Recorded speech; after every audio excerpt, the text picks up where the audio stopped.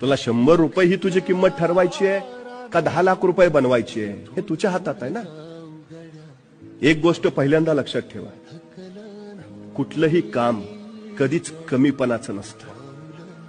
जी माणसं कामाची लाज बाळगतात, यशही त्यांच्याजवळ यायला सतत लाजत राहतं, ते कधीच जवळ येत नाही. संग खाऊ गड्या पाऊलं थकलं नाही, गड्या पाऊलं थकलं नाही.